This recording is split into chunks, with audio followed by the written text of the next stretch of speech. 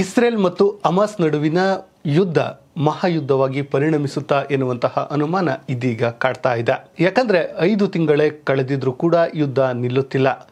ಯಾವ ಕ್ಷಣದಲ್ಲಿ ಏನಾಗುತ್ತೋ ಎನ್ನುವಂತಹ ಮಾತುಗಳು ಇದೀಗ ಕೇಳಿಬರ್ತಿವೆ. ದಿನದಿಂದ ದಿನಕ್ಕೆ ಯುದ್ಧದ ಪರಿಸ್ಥಿತಿಯೇ ಬದಲಾಗ್ತಾ ಇದೆ. ಯುದ್ಧವೇ ಒಂದು ರೂಪಾಂತರವನ್ನು ಪಡೆದುಕೊಳ್ತಾ ಇದೆ. ಅದೇ ಕಾರಣಕ್ಕೆ ಇದೀಗ ಇಸ್ರೇಲ್ ಈ ಯುದ್ಧವನ್ನು ನಿಲ್ಲಿಸಲು ಒಂದು ಮಾಸ್ಟರ್ ಪ್ಲಾನನ್ನು ರೆಡಿ ಮಾಡಿದೆ. ಇದರ ನಡುವೆ ಇದೀಗ ಅಮೆರಿಕ ಇಸ್ರೇಲ್ಗೆ ಒಂದು ವಾರ್ನಿಂಗನ್ನು ಕೊಟ್ಟಿದೆ. ಹಾಗಾದರೆ ಅಮೆರಿಕ ಕೊಟ್ಟಂತಹ ವಾರ್ನಿಂಗ್ ಏನು? ಇದರಿಂದ ಇಸ್ರೇಲ್ ಯುದ್ಧವನ್ನು ನಿಲ್ಲಿಸುತ್ತಾ? ಆ ಕುರಿತ ಒಂದು ವಿಶೇಷ ವರದಿ ನಿಮ್ಮ ಮುಂದೆ.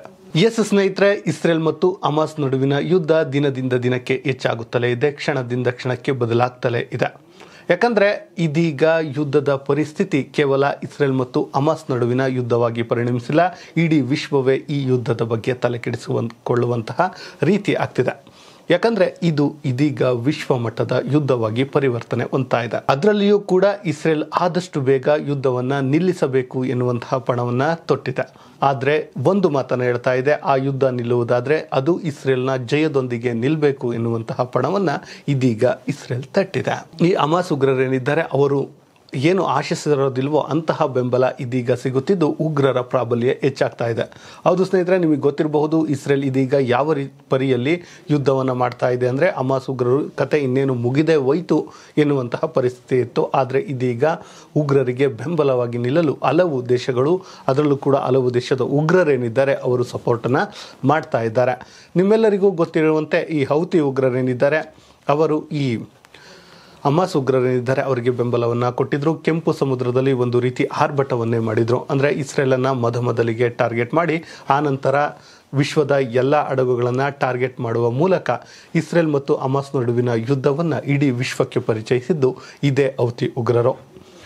ಇದಷ್ಟೇ ಅಲ್ಲದೆ ಇನ್ನೇನು ಇರಾನ್ ಉಗ್ರರೇನಿದ್ದಾರೆ ಅವರು ಕೂಡ ಈ ಹಮಾಸ್ ಉಗ್ರರ ಬೆಂಬಲಕ್ಕೆ ನಿಲ್ತಾರೆ. ಯಾಕಂದರೆ ಅದು ನಿಮ್ಮೆಲ್ಲರಿಗೂ ಗೊತ್ತಿರುವಂಥದ್ದೇ. ಇರಾನ್ ಯಾಕಪ್ಪ ಈ ಹಮಾಸ್ ಉಗ್ರರಿಗೆ ಬೆಂಬಲವಾಗಿ ನಿಲ್ಲುತ್ತೆ ಅಂದರೆ ಮೊದಲಿಗೆ ಇರಾನ್ ಮತ್ತು ಅಮೆರಿಕಕ್ಕೆ ಆಗೋದಿಲ್ಲ. ಅಮೆರಿಕ ಮತ್ತು ಇಸ್ರೇಲ್ ಒಂದು ರೀತಿ ದೋಸ್ತಿಗಳು. ಆ ಕಾರಣದಿಂದ ಇಸ್ರೇಲ್ಗೆ ಆಪೋಸಿಟ್ ಆಗಿ ಯಾರು ನಿಂತರೂ ಅದಕ್ಕೆ ಬೆಂಬಲವಾಗಿ ಇರಾನ್ ನಿಲ್ಲುವಂತಹದ್ದು ನಿಮ್ಮೆಲ್ಲರಿಗೂ ಗೊತ್ತಿರುವಂತಹ ವಿಚಾರವೇ. ಇನ್ನು ಇದು ಸಾಲದು ಎಂಬಂತೆ ಇದೀಗ ಲೆಬನಾನ್ ಕೂಡ ಇಸ್ರೇಲ್ ಮೇಲೆ ದಾಳಿ ಮಾಡುವಂತಹ ಕೆಲಸವನ್ನು ಮಾಡ್ತಲೇ ಇದೆ.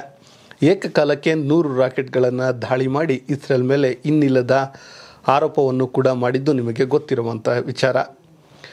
ಇದೆಲ್ಲವನ್ನು ಗಮನಿಸಿರುವಂತಹ ಇಸ್ರೇಲ್ ಇದೀಗ ಒಂದು ಕೆಲಸವನ್ನು ಮಾಡ ಹೊರಟಿದೆ.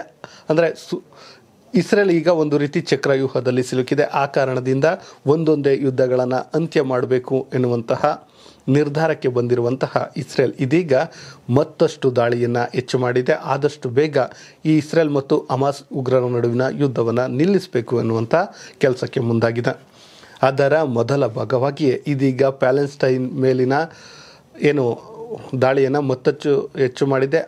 ಅದರಲ್ಲೂ ಕೂಡ ಪ್ರಮುಖ ಒಂದು ಆಸ್ಪತ್ರೆ ಏನಿದೆ ಆ ಆಸ್ಪತ್ರೆಯ ಮೇಲೆ ದಾಳಿಯನ್ನು ಮಾಡಿದ್ದು ಸುಮಾರು 14ಕ್ಕೂ ಹೆಚ್ಚು ಜನರ ಸಾವಿಗೆ ಕಾರಣವಾಗಿದೆ. ಅದಷ್ಟೇ ಅಲ್ಲದೆ ರಫಾ ಪ್ರಾಂತ್ಯ ಏನಿದೆ ಆ ಕಡೆ ಕೂಡ ದಾಳಿಯನ್ನು ಆರಂಭಿಸಿದ್ದು ಇಲ್ಲಿ ಮತ್ತಷ್ಟು ಹಾನಿ ಆಗಬಹುದು ಎನ್ನುವಂಥ ಕಾರಣಕ್ಕೆ ಅಮೆರಿಕ ಒಂದು ಎಚ್ಚರಿಕೆಯ ಸಂದೇಶವನ್ನು ಇಸ್ರೇಲ್ಗೆ ಕಳಿಸಿದೆ. ಆದರೆ ಒಂದು ಮಾತನ್ನು ಅಮೆರಿಕ ಹೇಳಿದೆ, ಇಸ್ರೇಲ್ ಮಾಡುತ್ತಿರುವ ದಾಳಿಗೆ ನಮ್ಮ ತಡೆ ಇದೆ, ಆದರೆ ಹಮಾಸ್ ಉಗ್ರರ ನಾಶಕ್ಕೆ ಯಾವಾಗಲೂ ನಾವು ಇಸ್ರೇಲ್ಗೆ ಬೆಂಬಲವಾಗಿ ನಿಲ್ತೀವಿ ಎನ್ನುವಂಥ ಮಾತನ್ನು ಹೇಳಿದೆ. ಇನ್ನು ಸ್ನೇಹಿತರೆ, ಹಮಾಸ್ ಭಯೋತ್ಪಾದಕರನ್ನು ಗುರಿಯಾಗಿಸಿಕೊಂಡಿರುವಂತಹ ಇಸ್ರೇಲ್ ಗಾಜಾ ನಗರದ ಅಲ್ ಶಿಫಾ ಆಸ್ಪತ್ರೆ ಮೇಲೆ ದಾಳಿ ನಡೆಸಿತು. ಅದರಿಂದ ಕೆಲವೊಂದು ಉಗ್ರರೇನಿದ್ದಾರೆ ಅವರ ಪ್ರಾಣ ಕೂಡ ಹೋಗಿದೆ ಎಂದು ಮಿಲಿಟರಿ ಅಂದರೆ ಇಸ್ರೇಲ್ ಮಿಲಿಟರಿಯೇ ಹೇಳಿದೆ. ಇನ್ನು ಈ ಕಾರ್ಯಾಚರಣೆಯ ಸಮಯದಲ್ಲಿ 200ಕ್ಕೂ ಹೆಚ್ಚು ಭಯೋತ್ಪಾದಕರನ್ನು ಬಂಧಿಸಿದ್ದೇವೆ ಎನ್ನುವಂತಹ ಮಾಹಿತಿಯನ್ನು ಕೊಟ್ಟಿರೋದು ಇದೀಗ ಇಸ್ರೇಲ್ಗೆ ಒಂದು ರೀತಿ ಬೆಂಬಲವಾಗಿ ಅನೇಕ ರಾಷ್ಟ್ರಗಳು ನಿಂತಿರುವುದಕ್ಕೂ ಸಾಕ್ಷಿಯಾಗಿದೆ. ಇನ್ನು ಇದರಲ್ಲಿ ವಿಶೇಷ ಏನಪ್ಪ ಅಂದರೆ ಈ ಸತ್ತವರಲ್ಲಿ ಫಾಯಿಕ್ ಅಲ್ ಮೊಹಬೂಬ್ ಎನ್ನುವಂತಹ ಹಮಾಸ್ ಆಂತರಿಕ ಭದ್ರತಾ ಸಂಸ್ಥೆಯ ವಿಶೇಷ ಕಾರ್ಯಾಚರಣೆಗಳ ಮುಖ್ಯಸ್ಥ ಆಗಿದ್ದಾನೆ. ಆತ ಕೂಡ ಸಾವನ್ನಪ್ಪಿದ್ದಾನೆ ಎನ್ನುವಂತಹ ಮಾಹಿತಿಯನ್ನು ಇದೀಗ ಇಸ್ರೇಲ್ ಹೊರ ಹಾಕಿದೆ.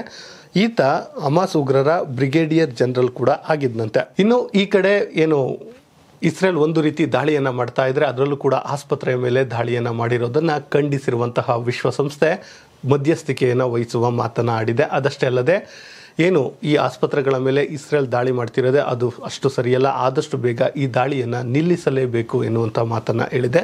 ಇನ್ನು ಅಲ್ಲಿರುವಂತಹ ಏನು ಜನರೇನಿದ್ದಾರೆ ಈ ಆಸ್ಪತ್ರೆಗಳು ಯುದ್ಧ ಭೂಮಿ ಆಗದಿದ್ರೆ ಸಾಕಪ್ಪ ಅಂತ ಬೇಡಿಕೊಳ್ಳುವಂತಹ ಕೆಲಸಕ್ಕೆ ಇಳಿದಿದ್ದಾರೆ. ಇನ್ನು ಸ್ನೇಹಿತರೆ, ಒಟ್ಟಾರೆಯಾಗಿ ಈ ಎಲ್ಲ ಬೆಳವಣಿಗೆಗಳನ್ನು ಗಮನಿಸಿರುವಂತಹ ಇಸ್ರೇಲ್ ಏನಿದೆ ಇದೀಗ ರಫಾ ಗಡಿ ಏನಿದೆ ಅಲ್ಲಿಗೆ ತನ್ನ ದಾಳಿಯನ್ನು ಮಾಡಲು ಶುರು ಮಾಡಿದೆ. ಅದರಲ್ಲೂ ಕೂಡ ಅಲ್ಲಿ ಹೆಚ್ಚು ಜನನಿಬಿಡ ಪ್ರದೇಶವಾಗಿರೋದ್ರಿಂದ ಅಮೆರಿಕ ಒಂದು ಎಚ್ಚರಿಕೆ ಸಂದೇಶವನ್ನು ಕಳಿಸಿದೆ. ರಫಾ ಮೇಲೆ ಏನಿದೆ ಅದು ಭೂಸೇನೆ ಅಟ್ಯಾಕ್ ಮಾಡೋದು ಅಷ್ಟು ಸುಲಭವಲ್ಲ, ಒಂದು ವೇಳೆ ಮಾಡೋದಾದ್ರೂ ಕೂಡ ಅಷ್ಟು ಒಳ್ಳೆಯದಲ್ಲ ಎನ್ನುವಂಥ ಮಾತನ್ನು ಹೇಳಿದೆ. ಹಾಗಾದ್ರೆ ಸ್ನೇಹಿತರೆ, ಇಸ್ರೇಲ್ ಅಮೆರಿಕದ ಮಾತನ್ನ ಕೇಳುತ್ತಾ, ಅಮೆರಿಕದ ಮಾತನ್ನ ಕೇಳಿ ದಾಳಿಯನ್ನ ನಿಲ್ಲಿಸುತ್ತಾ ಅಥವಾ ಉಗ್ರರನ್ನ ನಾಶ ಮಾಡುವ ಕೆಲಸವನ್ನ ಮಾಡುತ್ತಾ, ಅದೆಲ್ಲವನ್ನ ಕಾದು ನೋಡಬೇಕಿದೆ. ಇಂತಹದೇ ಸುದ್ದಿಗಾಗಿ ಸದಾ ನೋಡ್ತಾ ಇರಿ ಲೈನ್ ಟಿವಿ ಕನ್ನಡ.